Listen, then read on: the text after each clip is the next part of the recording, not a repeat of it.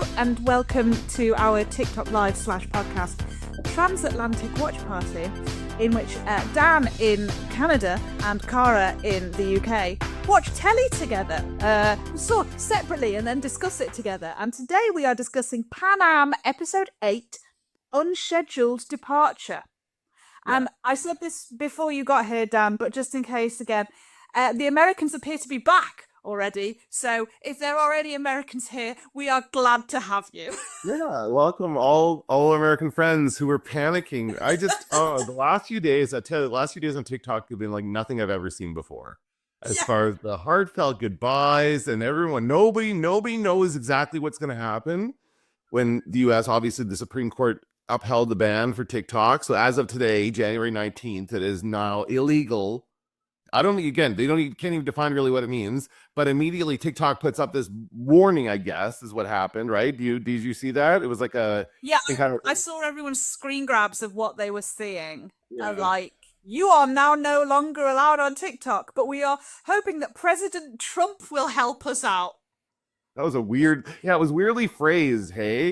It was like he's getting inaugurated tomorrow, guys. Hang on, Trump's coming in, he's going to save the day. And then even before that, we have like now Americans saying, we're back. I see all these comments saying, we're back. It's back on. It's here. And they're all like, and they're commenting on it. I just posted a trivia video just a little while ago, and I've got like my American followers are commenting on it. They're giving me their scores like usual. So it does not appear though TikTok really has been banned in the US. It seems like we got all those confessions for nothing. Yeah, and I was like, what's going to happen? Because I've got like nearly 27,000 followers, and 31% of them are American. And I was like, so does that mean I lose my followers? But then, of course, we realized people aren't deleting their accounts; they're just not allowed to access the app anymore. So my numbers stayed exactly the same. Yeah. And somebody pointed out that all that means is like these huge American accounts are still making money for TikTok because they're still showing their videos to people. But now the people who own the accounts can't get in and claim the money that they've earned, because unlike you in Canada, we in the UK and the Americans and other people have access to the Creator Fund. So, so it's a very weird situation. But they appear to be back. So we shall tentatively continue as though they are here. Mm-hmm. Mm-hmm. You'll notice you didn't see a heartfelt confession from me at any point in this. This is kind of went down exactly the way I expected it. Didn't expect it to come back this fast. Honestly, I thought maybe we get like a week or something where it would be off and be kind of quiet, and the algorithm would get all weird. Like I was kind of interested to see what would happen with the algorithm, with the absence of all those and even for those few hours that they were gone, it probably screwed things up. Like I'm sure things are going to be messed up out there as far as like content or for you pages and stuff like that. But I don't know. It's just such a strange time in history, right? Part of this. That was a really weird 4 hours. That's right. Yeah, 4 hours a bit. Yeah. However long it lasted. So yes, let us discuss Pan Am Episode 8. Let me lead by saying I have issues with this episode. Oh, really? Yes. Okay. I'm interested. But I think we should save those until the end. I just wanted to go in here letting you know that there were things that I did not enjoy. I'm surprised by that because this was a very Colette-centered episode. Like she was the star of the whole episode. And so I thought you would like it that she was the center of this and being I guess she had to be the translator because she speaks French. Okay, well, let's get... I made lots of notes this time, actually. I made a point of what I did was I just thought I had a little time after I finished watching. So let me go back through the episode and kind of go make a note of all the different kind of beats, of all the story beats of things that happen. So I've noted all that stuff here so I make sure that we can catch everything. So hopefully, like, on track. Normally, in my notes, unless I'm really, like, sucked into the episode like I was last week, I do write out every scene change so that I know which part of the story we're on. But a lot for this show, we've had a lot of... This was an episode where we didn't have any, but we've had a lot of time jumps. And so it usually kind of we sort of end up discussing it plot by plot rather than scene by scene. But Mhm. this episode is probably going to be a bit more of a scene by scene one. Yeah, I at the very beginning, did you notice that although it wasn't mentioned and we didn't actively see it, we did still get the hint of a weigh-in? I said scale exclamation mark. Yes, that's always a part of it, right? That's always like you're just they're still weighing these stewardesses. They're still making them weigh in and holding these ridiculous standards. So yeah, that's just kind of throughout probably through the whole series, right? I was going to remind you of that. And so we saw the first people we saw were Ted and Chuck. And I immediately went, I don't think I like Chuck. Yeah, I wasn't that on quick. They didn't realize that quickly how awful Chuck is, but shortly after that, I'm like, oh yeah, no, we don't like Chuck. I'm not sure about Chuck, and I love the way Laura reacted to him when he was, because I thought that was a relatively good line. Oh no, that's cheesy. That's so cheesy. Come on, that was she's probably heard that before. Yeah, that is true, but I do like a cheesy line. I'm a sucker for a cheesy line, and so when he was like, "I'm Charles, but my friends call me Chuck. I'll let you know when you can call me Chuck," I'd be like, and Laura was like, "Okay." I mean, she didn't even have a reason to leave. She just turned around and was like, Colette! And she's like going to talk to Colette. She did not want to stick around a single second longer. And Ted warns him off, says she's too much trouble or something. I don't know. I didn't like that line from Ted. I'm sorry, was Ted being Ted? Yeah, he was being Ted, but then he was being Ted in a more funny way when he was giving Dean the gears about Hurricane Ginny. That he's a hurricane. So they're flying in this episode. They're flying to Caracas, Venezuela, and they have to fly around. I'm assuming around Hurricane Ginny because like they wouldn't be flying into it. It would have to be and it would have to be pretty close to their route or pretty far away rather for it to affect them, right? Like hurricanes are a huge deal. So for them to be flying even as close as they are is pretty dangerous. Yes. I was like, I'm sorry, what? So yeah, I suppose they have to trace the path of a hurricane because the point of a hurricane is it's moving, and they have to make sure they're not going to intercept it at any point. So yeah, that was quite funny. But Ted was just generally amused by it because it was, and that was so brilliant. Yeah. Yeah, it's awesome. Oh yes, so that's all I got, and then the next thing I wrote down was about Dean. So I missed a whole chunk where like Maggie was flirting with that rich guy with the yacht. Yeah, I didn't quite pick up on that either. I wasn't really interested in that guy. He becomes an antagonist later on in the story, but at the beginning, I was still kind of laughing about Ted and missing Sanji. Really, this Chuck is kind of like this. I call him a poor man's John Cena. He kind of looks like John Cena a little bit. But not like as charismatic as John Cena is. But this guy's like trying to be charismatic, which is like not doing it well. I don't know. I mean, he's played well. I think it's a performance, and he's doing it well. But it's just not like a at all. I thought he was gonna be a bigger problem. And again, I mean, if we get Sanjeev back next episode, I will be perfectly happy about it. But the way they introduced him, I thought he was going to be like a real antagonist. And he wasn't. He was just sort of, and just skipping ahead. I know we said we discuss it at the end, but that's generally how I felt about the episode. That they put a lot of things in and didn't finish any of them. Oh, okay.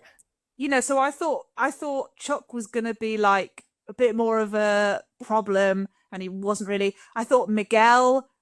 There was a point where he was looking for his luggage and he was being and I was like, oh, is he a drug dealer? And then it was like nothing, and I was just like, there's a lot of stuff you didn't really you threw a lot of stuff at the wall and not a lot of it stuck this episode. Yeah.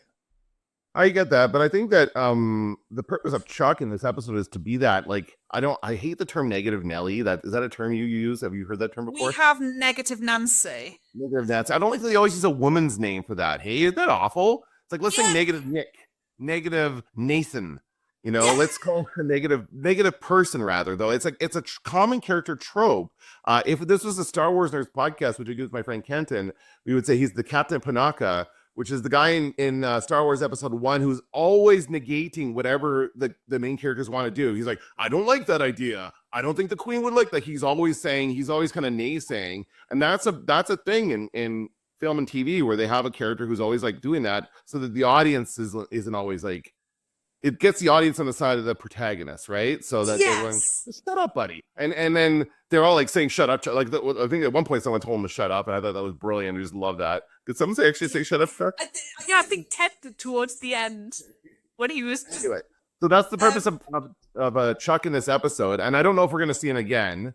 But because Sanjeev wouldn't have done any of that, right? Sanjeev would have been fine with all this stuff and said, like, okay, fine. But he wouldn't have provided that, like, kind of like antagonist for Dean and them when they're trying to figure it was sort of, because I wondered when they did the recap at the beginning, I was like, why are we seeing this moment where Dean was like, I am the captain and you will listen to me and what I say goes. And I was like, why are we seeing this bit again? And it was the whole Chuck of it all, which was that Ted then turned around and said, look, Chuck, Dean is the captain and we listen to him. And you're like, oh, right, okay. So this was all to sort of get Ted back into onto Dean's side, you know. Yes. So I like when they sort of discovered that. So one of the first things Chuck did, sort of in the airplane as his job, was he said, "Oh, we need to move 10 degrees, whatever direction, to avoid the bits of the hurricane." And Dean went, "I'll do 5." And I was like, "Oh, okay." We've got a bit of deep measuring going on here. And Dean plays fast and loose with the lives of those passengers, as we learned in past episodes and this episode, where you just arbitrarily decide to do things that are probably not a good idea. This was way worse than, why was it he was at Hong Kong? This is way worse than when he was landing in Hong Kong. So there. Yes. Okay, so let's move on to the kind of main story, which is that guy of this episode. And after you had the same moment with the passenger Henry, who is Kate. He is kind of an older man. He's traveling to Venezuela. His wife has passed away, but she was from there or something like that. I can't quite remember the details of his story. It was a very touching story about he's going there. It's kind of like a situation where his wife's passed away, but he still wants to go down to South America, right? It's just like that. But before Up, though, I would say, right? That was years before Up. Oh, yes, I think so. Yeah. Anyway, did you recognize him for anything? I did. I thought I did, and then I looked him up, and he wasn't the guy I thought he was. So where do you know him? Well, that's a very common thing with these types of actors, these character actors who show up as very common character types in movies. But I know him as the judge from Ghostbusters 2. And so in Ghostbusters 2, there's a part where they go to court because they're digging in the street of New York, and they get taken to court for that. And the judge gets furious at them, and his anger fuels the slime, the emotional slime that is the plot point of the movie. And so the slime erupts with these two brothers in electric chairs, the Scolari brothers, and they haunt the courthouse. And the judge in that scene is this guy. And this would have been after that. This would have been a little bit later in his career. So he's a much older man.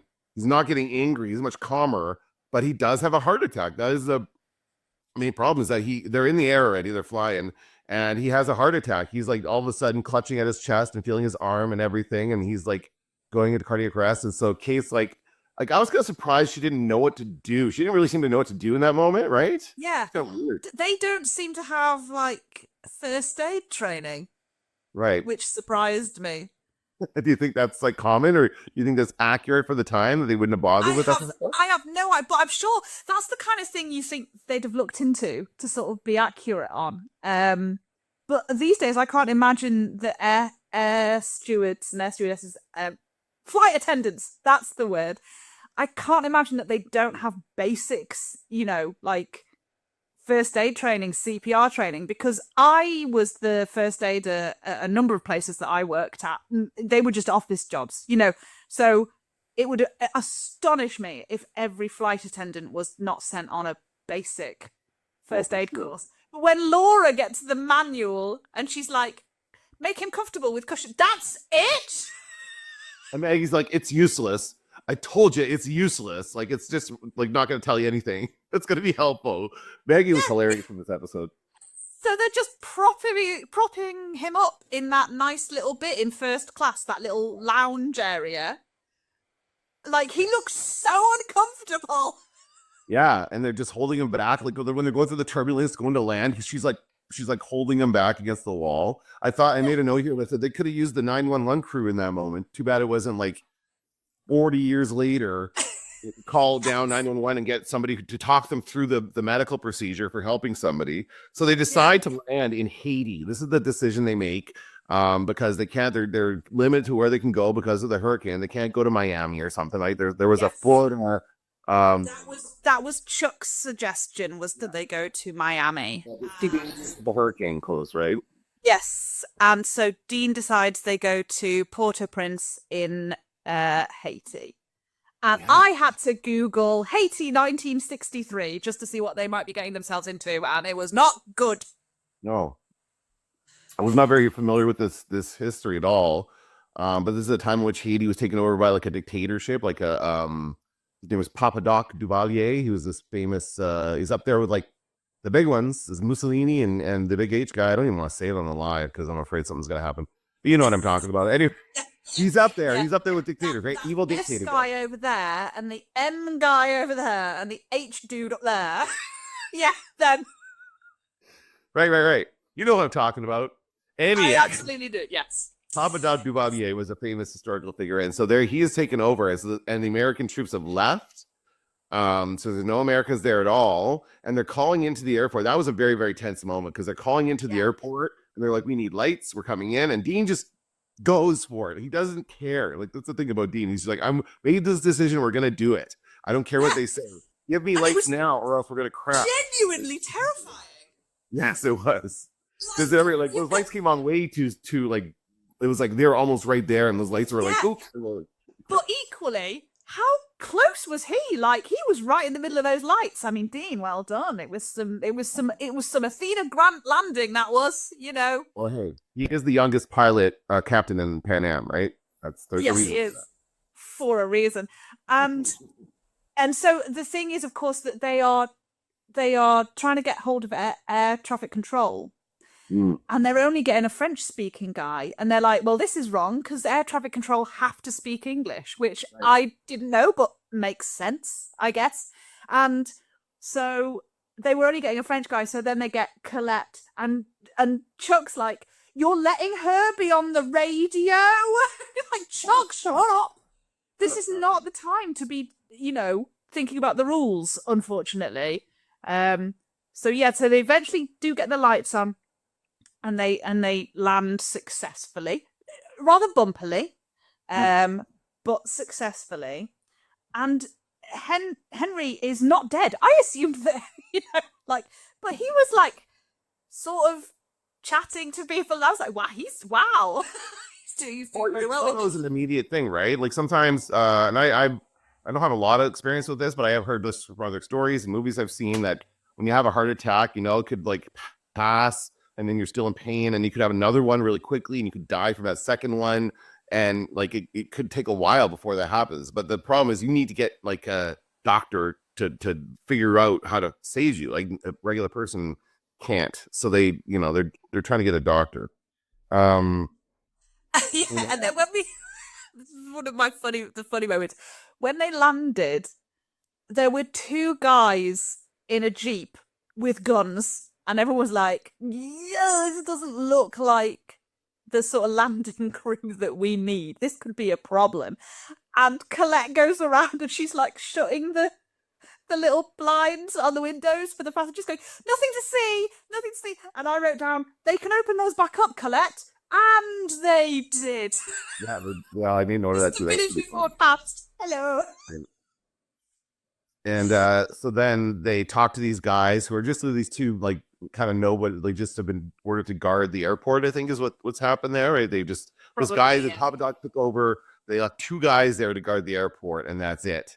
And these guys have no idea what's going on, and they say they don't know where, like they said there's a doctor at a town nearby, so they have to go to the town nearby to the doctor. And so they say, and I was confused in this moment where they're trying to get like a ride, and the guy said something about being killed. Like, what do that mean there? I do not know because I didn't catch that either. And I thought they were saying, if you try and take our Jeep, we'll kill you. And I was like, what? What are you talking about? But I never went back and I never checked the subtitles for it. So I don't know.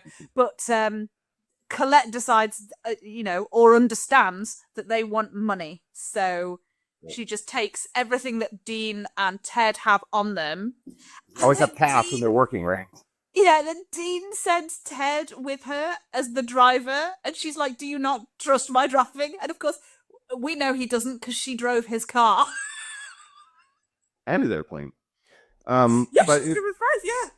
there's a bit of a power thing where she's like, no, the captain can't leave his ship, and I guess that's true, right? He can't. He's responsible ultimately for all the passengers, so he can't leave the airplane. Chuck can just shut up and sit down and not say anything. And so it's got to be Ted. Like, he's the only person who can go with her, and she's got to go because she's the only person who speaks French. So that makes sense.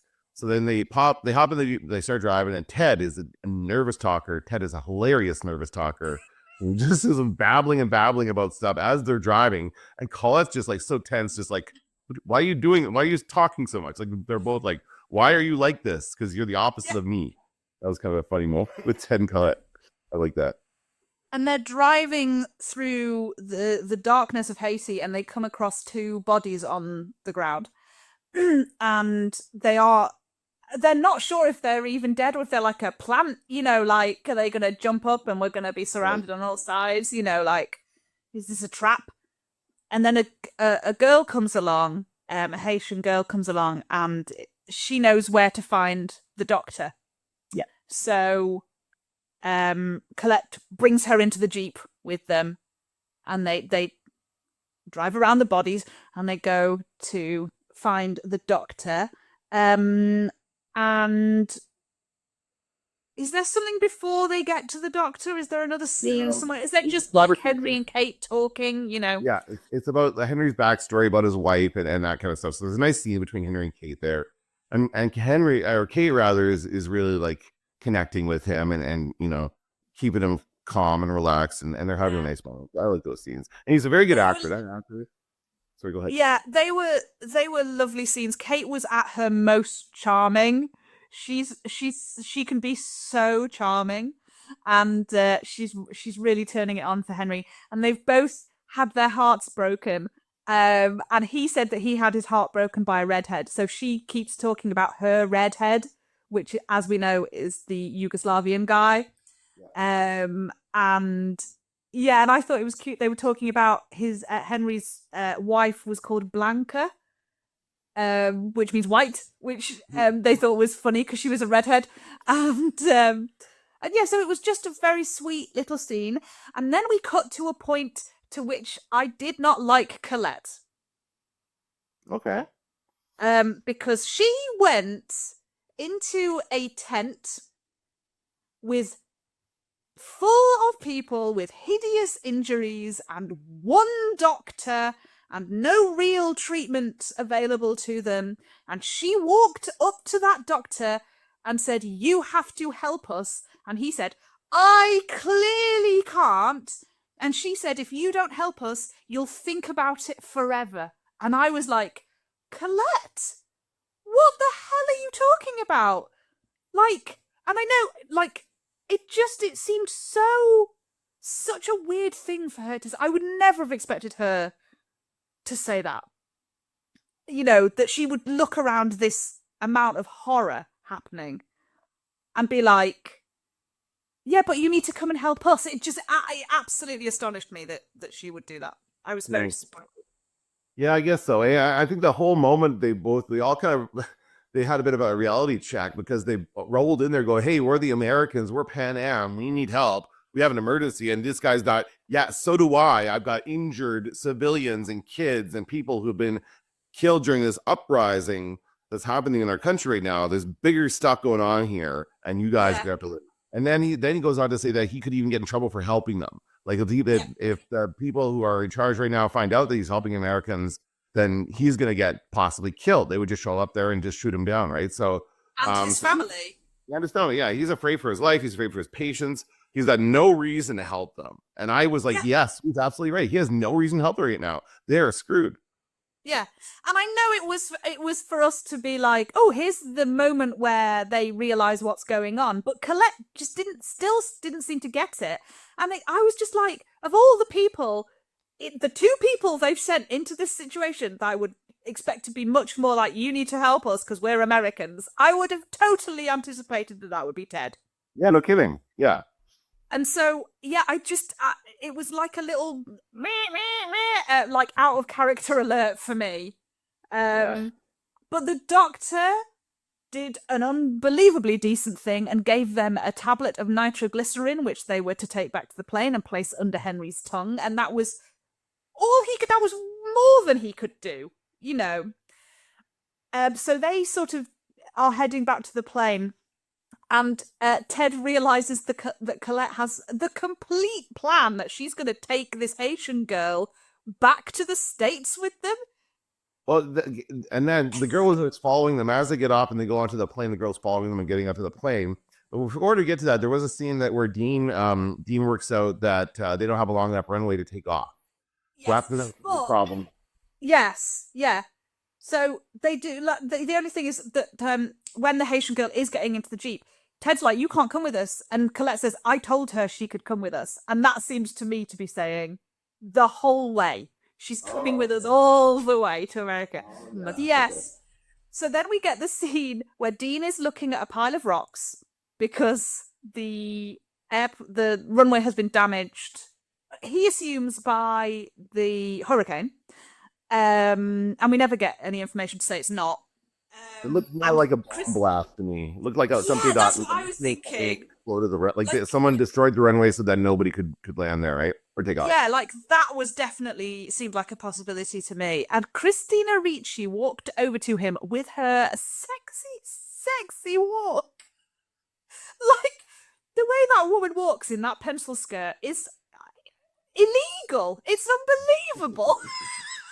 And like I remember when she was when we had like her background story and she was working at Berkeley and she met that air stewardess. She took one look at her, put her shoulders back and started to swing her hips when she walked. And she does that everywhere. She is committed to that bit. So even when they are on a runway, a pitch black runway in Haiti and no one is looking at her, she is going to swing those hips. Yeah. Good for her. It's incredibly sexy. Well done. Yeah. She's great. So then they have the discussion about the runway. They have to shed weight. They have to like lose 1,000 pounds of weight to get light enough so that they can lift off with the amount of runway they have, right? So it's about making the airplane lighter. So that presents a problem for them. And Chuck is involved, and he's chiming in, and and he's like, he's throwing numbers, and Dean is like, yeah, you do realize I'm a pilot. Yeah. And then is that when no, I wrote down when we lose Henry. No, yeah. So then we've not lost Henry yet. This is where the guys with the guns get on the plane. Right, and they're having an argument about the girl. About her bringing No, that's not yet. The passengers are sort of getting annoyed that they haven't taken off yet, and blah blah blah, and they're getting really annoyed about stuff. And so Maggie and Laura are trying to like calm them down, and Miguel in particular is being incredibly antagonistic, and the rich yacht guy. And then everyone kind of goes, "Aah!" And like. Maggie and Laura turn around, and the guys from the runway, the guys with the guns, have come onto the plane. And my favourite thing happened. Miguel hid behind a woman. I didn't notice that. There was a woman standing behind him. He backed around her and pulled her in front of him. It was fabulous. Like, just so brilliant. And Laura speaks enough French to say, she's like, can I help you? And it turns out they want food. Yeah, and so she gives them food. And Maggie takes Miguel apart. She's like, what did Ernest Hemingway say about, grace under pressure? Was that about fear? Oh no, that was about courage. So while she deals with the men with the guns, you can sit down. Yeah. I was like, Maggie, there's a time and a place for that kind of thing, and now is not the time when you got two guys with guns right there. You don't want to be getting people woke up or angry at you, so just can't until you get those guys off the plane. That is a reasonable reaction to that.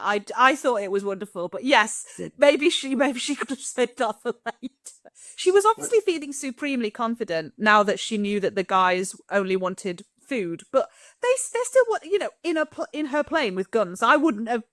But Maggie is a law unto herself, as we all know. So Yeah, she lives on a different plane of existence to everyone else. So then they come back with the stuff, but we've lost Henry. We have another conversation with Henry and Kate, and this, another similar very nice conversation. And he kind of nods off at the end, and she's like, Henry, and I didn't think he was dead. I thought he just like had passed out, and then they were gonna give him the glycerin, and he was gonna be okay. Like I really didn't think he was actually gonna die in that moment. But then when they got back, we learned that he did actually die. Yeah, and for a moment there, I thought, oh, he's not dead. It's just that no one knows how to take a pulse. Like, there's no basic training for these people. That's true. So yes, they get back, and and I think is it before then that they get rid of the luggage?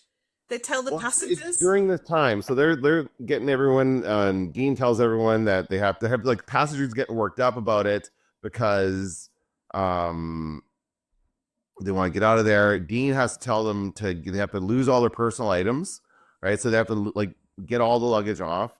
And everyone does, except for the one guy, the yacht guy, who has his suitcase. He's like gets the suitcase and he's bringing it back up onto the plane.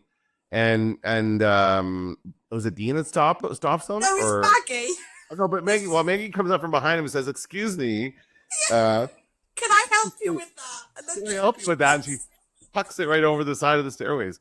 And so that was a great moment. I love that. And that is why, because he was like, no, I need my luggage. I was like, oh, he's rich because he's a drug dealer and the drugs are in his case. Do you know what I mean? And so I then thought that was going to be a thing, but we were far too late in the day to add another plot. But I just thought that was going to be a thing. So, yeah, and then we get this situation where I noted that Colette is in the same position that Kate was in Berlin. Yeah.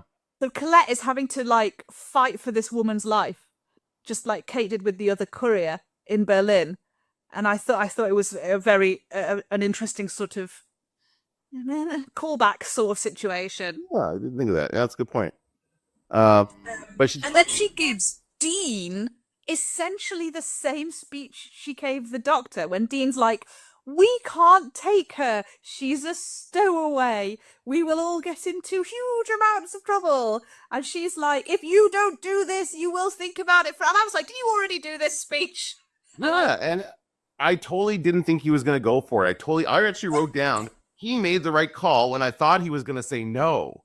I totally thought he was going to say no. And I'm like, good, because you should not take her. That is dangerous. You probably will get in real big trouble for it. And as it turns out, he didn't really, but... yeah, and I just thought the point he made was like, she said, oh, she's got no one left. And he was like, no, nobody here has anyone left. Like, does that mean we go to the nearest village and take all 1,000 people? Like, and it's such an impossible, awful situation to be in. But yeah, I just thought, I don't know, it just all felt very odd for Colette. Yeah, she was kind of acting against her character in some ways. I think it's supposed to be because of her history as being a refugee herself during World War II, right? So she feels she was caught in the middle of a war. She was a little girl and she had to flee like this girl. So she sees herself in this girl. She wants to save her. She wants to save herself. And so there's that. Exactly the same way Kate did with that girl in Berlin. Like, oh God, if we let this girl, just be taken by the wolves, then that means that's what they're going to do with me. I'm not worth anything, so... To be fair, she's probably not wrong. If you left that girl with even just those two guys that were sitting there, with the guns, like they might have decided to do some stuff. Like you really don't know what's going to happen in that situation, right? So the safest thing for that girl to do was to take her. So the passengers are getting worked up. Everyone's getting upset about it. And so then Kate basically comes up with a plan to give up Henry's spot, and Henry will stay behind or leave the body of Henry on the runway wrapped up in Pan Am blankets. And then that's going to be awful. Oh yeah, and okay, with his hat on top, and then they're gonna take this girl instead. I don't know if we ever actually got the because he said he wanted to make an impact, and he'd never have the opportunity to make an impact, because I think his wife was just this sort of wonderful, shining example of selflessness, and and he was always like, I missed her. She went out and helped people all the time, and I missed her, and I didn't like that she did, and I was so selfish, and now I want to be more like her. So I want to be selfless and have an impact. And Kate was like, he wanted to have an impact, he was never able to. Now is his time. And they take the body out and they swap them over, for the weight, and it was it was very moving. Mm-hmm. But the way he was wrapped in those blankets on that body looked absolutely awful. It was so sad. That was hard. And I mean, the weight difference, it was like, of course they take off, and it's like the soldiers are rolling in their trucks and everything with their guns, just as it's like an Argo moment. Have you seen Argo? Oh yeah. Argo was brilliant. Well, if you know anything about the real story of Argo, that didn't actually happen like that. Like, there's no dramatic chases in the report. A film based on a true story lied to me. Exaggerated true events. So, but there was very much like that. I thought of Argo as I was watching this, like, oh, they're just racing up, and they get to the edge, and boom, they take off just in time to save everybody from the soldiers in Haiti. And they're gonna, by the way, they had to also burn off a bunch of fuel to get rid of the way, because they're gonna go to Florida instead of on to Venezuela. So they're gonna divert so they can get somewhere closer, so they don't have to worry about getting all the way to their destination. So and the reason they know that they need to go now is that the guys with the guns that they fed flee. Actually, I was like, oh, they were on the rebellion, because they got out when they realized the soldiers were coming. So it was almost as though they were on the opposing side. Oh, okay, I didn't catch that. And so that which was maybe why they told them about the doctor and sold them their Jeep. They were actually, they turned on the lights on the runway, so they were actually, the other guy probably wouldn't have done that, side, Maybe. Yeah. But can I briefly tell you my little Argo story? Okay. Just to go on a tangent. Because I went to the premiere of Argo in London, and Ben Affleck was there, and he came out before to introduce the film, and he said, so as you all know, and he just told us the ending. I did not know. That's not, the hostages, the American hostages is not something I learned in history at school in the UK. So I was like, oh, I can't believe it that the director would just walk out and ruin his own film. It was absolutely brilliant. I mean, it's a person whose life revolves around himself, so he probably doesn't think about. Of course, as he's seen the film, everyone there has already seen the film. At the premiere of the film, where the first chance anybody's got to see the film is there. Yeah, and also, Americans kind of do think that we know everything about them. Like, they are the center of the universe. So why wouldn't someone who was born 3 years after this had happened, or whatever it was, why wouldn't I, a little English girl, growing up in the northwest of England, why wouldn't I be taught about it? And man, if you do that before the film, like maybe after the film, because it's still fresh in your mind, for him to say that right before you watch it, you're just gonna be thinking that the entire time, oh, this must be the part where they save the day or whatever. Like, that's anyway, whatever. It was so that's always my like. I mean, I only have one Ben Affleck story, but that's my favorite one. I think it's quite good. What a Casey Affleck story. I not the kind you're thinking of, but he was in what was the movie called? The assassination of Jesse Yes, James James by the coward Robert Ford. Yes. Beautiful cinematography in that film. Oh yeah. It's to die for. Oh, is it? Okay. I was supposed to be. Yes, I was an extra in that film, and I was cut. My scenes were cut. And in one of those scenes, I'm sitting like if we were in the same room, like right close by to Casey Affleck as we're beginning, because we went back to one. You know, you go back to one, sitting there. Casey Affleck's like takes a puff of a cigarette, like stamps it out, and he gets ready to go, and then he goes, and I'm going, and I was just in the crowd. My job was just to walk by in the crowd, like that's all I was. And so I never got to see, because that scene ended up being cut from the final film. Both scenes that I would have been in were cut from the film, so I didn't get to see myself. But I was complimented on my drunken walking because I was playing kind of a bum. So brilliant. not by Casey Affleck though, by somebody else, by a PA. Well, I mean, any compliment you get on a film set as an extra is surely, like, you know. I never worked in film again. I actually soured my whole. I hated the experience. I sat around all night, did nothing. I was only in 2 scenes. It's kind of a waste of much. I got paid for it, but it was otherwise a waste of my time. And I didn't really. I've done one extraing job as well on a soap that no longer exists in the UK, and that was just sitting around for like 8 hours before we filmed anything. And then I mean, my scene was still in the show, and they put me right at the front. So when it was screened on TV, my mum was like, "Where are you?" Because she's looking in the background, because I'm a background artist. I was like, "No, I'm right. This is my face. It's so huge on the screen." And they've put me right there, and they shot the camera between me and a guy having a conversation to the ocean in the background. And what they, of course, didn't think about was it was like a house party, and I was wearing a sleeveless top. I was wearing, you know, like in the day, a boob tube. And so I just looked like I was just naked. So when my friends saw it, they were just outraged. They were like, "Are you topless on the telly?" I was like, "No, I'm not topless on the telly at 5:30 in the afternoon." I have to wait till after 6 p.m. for that.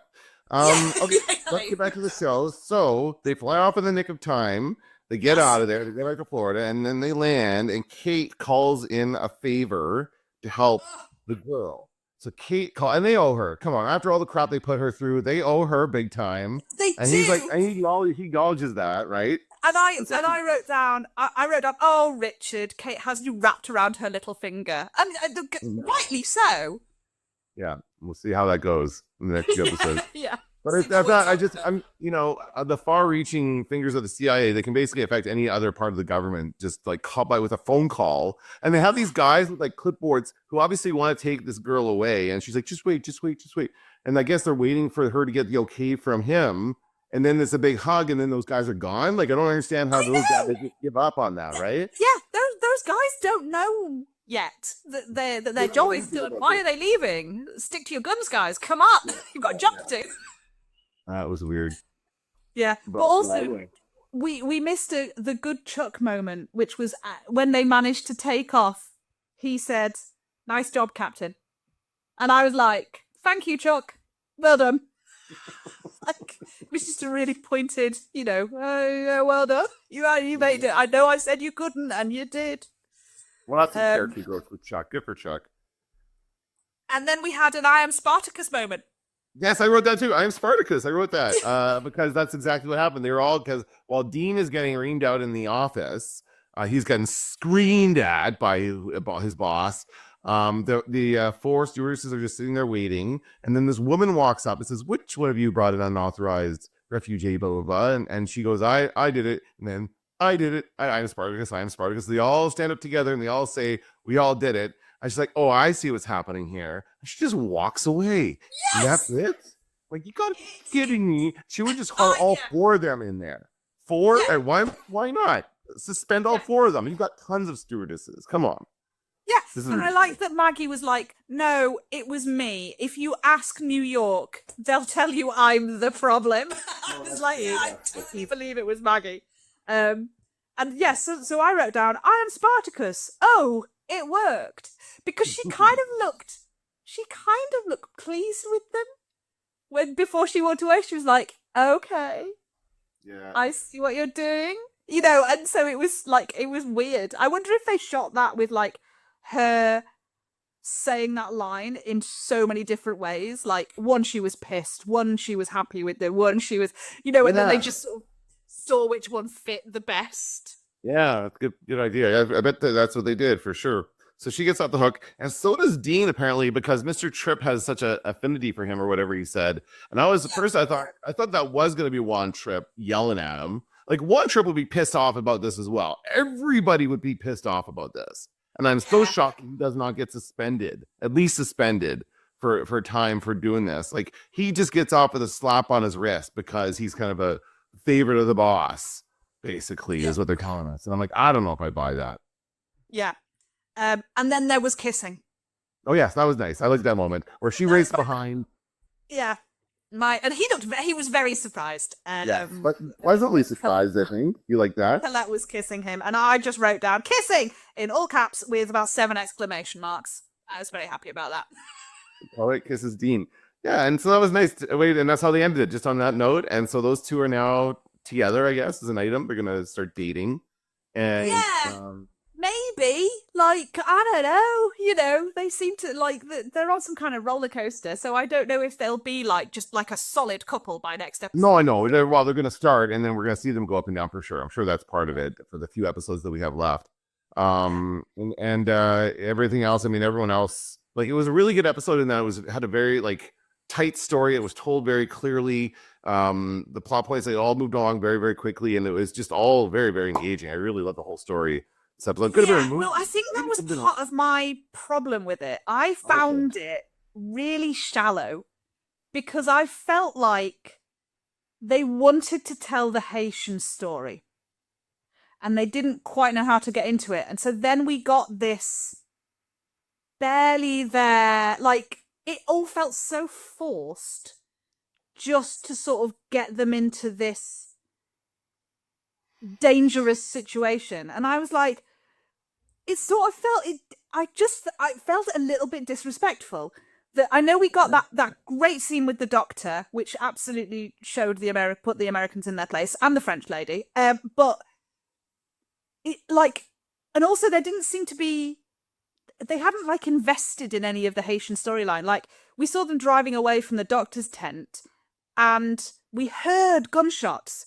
You know, they were being shot at, but we didn't see any. But you know, and it was like, I just felt, I felt like it seemed to me like they'd gone, oh, we'd like to get them into this situation and make them the heroes. And it just felt a little, and I thought after we'd had Joe's storyline, which I thought was handled really nicely, this then sort of took them down a level for me. I was like, oh, I feel like these people are being used for your, you know, we've got a little bit of white saviorism here, and I'm not happy with it. Yeah, no, that's fair. I think that's a good take on it. You're right. I think they are looking at like the time period of this show and seeing what historical situations can we put our protagonists in and get them in and out like that. You're right. They're looking for dangerous situations to put these people in, and this just popped up that it's at the right time and place in the area that they would have been flying at the time, so they can place them there. That's just kind of the situation they've chosen for it. Yeah, and I agree. It's like, and they don't really say anything about like what's happening.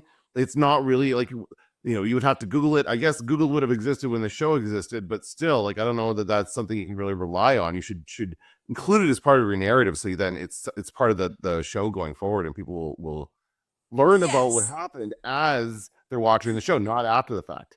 Yeah, because we got like 3 episodes of the Yugoslavian guy.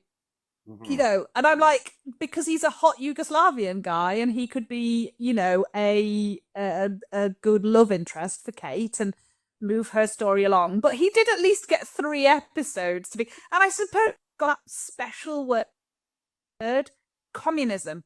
So I suppose they all know about that. So you can sort of pull on that string for a while in an American show. But so I was just like, oh no, I just feel like they put a lot of, like, Miguel's felt like he was a storyline that was forgotten about. Like, why was he even a thing? It just seemed so like nonsense. And Henry's storyline was so lovely, but again, it just seemed like it was the thing that forced them into Haiti. So yeah, I wasn't so happy. And Colette seemed totally our character, so that obviously I wasn't happy about that either.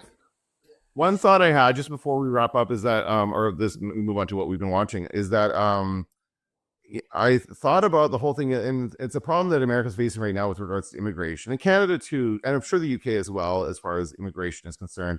But the America has this reputation as being like bringers to your huddle masses and all this stuff. Like it will take people in, and it's a refuge, and this propagates that stereotype because this shows, oh, the Americans are the saviors. They do save that girl. They do bring her home. So this is why people watch this. People in other countries watching this, people in Haiti right now watching this episode would say, well, why wouldn't I try to get to America and I'll be safe once I cross the border? That's why they have like so many people flooding their borders because of stuff like this.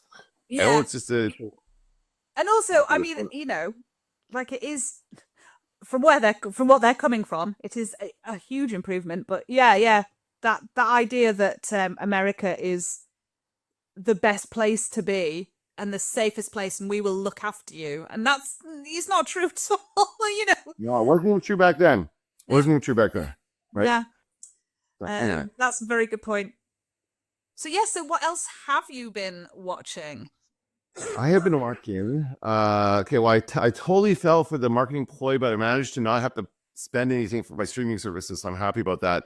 I'm watching Severance. Have you seen Severance?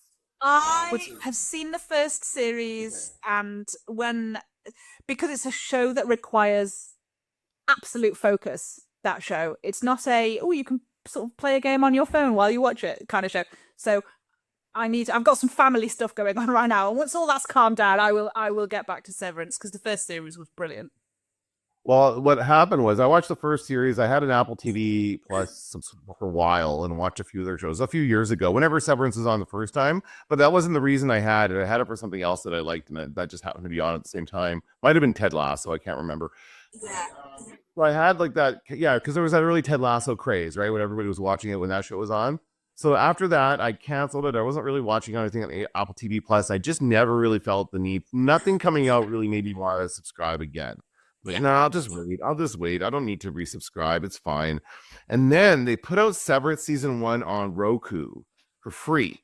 So anybody with a Roku TV or device and access to the Roku channel, I don't know if you can get it anywhere else, but the Roku channel is like a streaming service, and they have movies and TV shows just like any other streaming service. And it's on there for free. And I said for free with ads. There's only ever one ad at the beginning of the episodes. I watched the entire first season. One ad, usually it's for like another Roku related thing. It's not even an ad for a real product.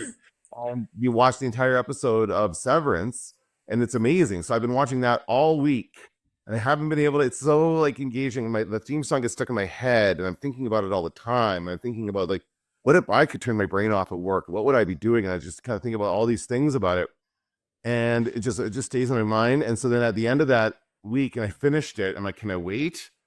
Nope, I can't wait, because it ends on a cliffhanger. It ends on really, really like yes, and you can't. I'm like, nope, I can't wait. So then I'm looking into, and I keep seeing this ad on my Roku, on my little device. They have this kind of the map of a city called Roku City that goes by, and in this city there are these billboards, and then the billboards are ads for other things, shows and stuff like that on Roku.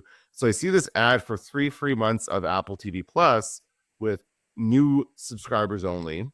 So then I just decided to make a new email account and a new Apple ID, and then I subscribed to it with that, and I got 3 months free. So now I'm watching Apple TV for 3 months for free, and I've already canceled it, so it's not going to renew. And Severance season 2, and there's 2 episodes up right now. I only watched the 1 so far, and it's awesome. So I'm very excited about Severance. That's a really good show. And there's another one I found called Sunny that's really good with Rashida Jones, who I love. So Sunny is also a great Apple TV Plus show.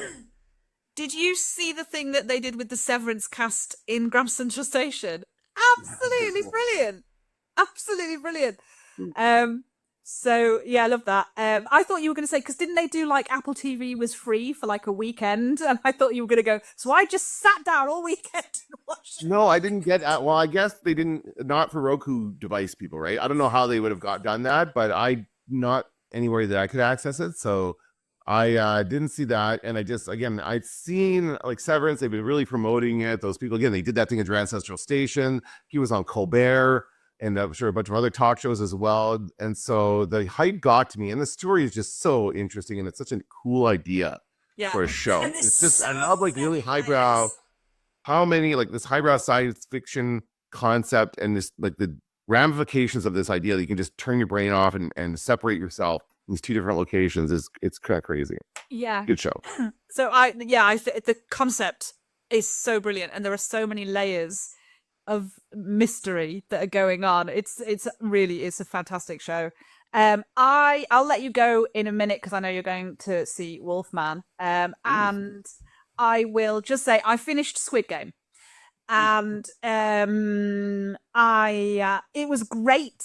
It's such a brilliant series, but the final episode was a disappointment for me because it suddenly felt like the first series was like on its own. It was a whole story. It could have ended there, and then we got the second series where all of the episodes felt great, and then the last episode really just felt like it was leading to episode 3. And so I was like, oh no, it felt like when they split the final movie into 2.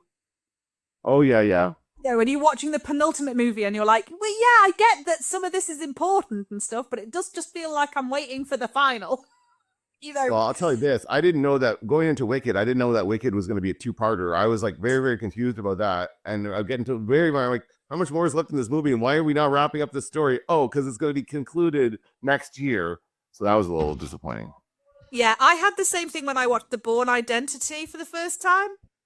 I was like, what? And then my sister was like, oh, it's the start of a trilogy. And I was like, oh, okay. And then I liked the film so much better. So I didn't leave. I didn't get why it was happening. So yeah, so I get that. But yeah, go and enjoy Wolfman. Thank you. Yeah, so we're going to have a lot of fun. I'll post a video about it probably by tomorrow. So you can see what I think of it. Let us know. And I will look forward to more of your quiz questions that I can get 2 out of 4 on. That's the average. All right. Have a good time. Bye.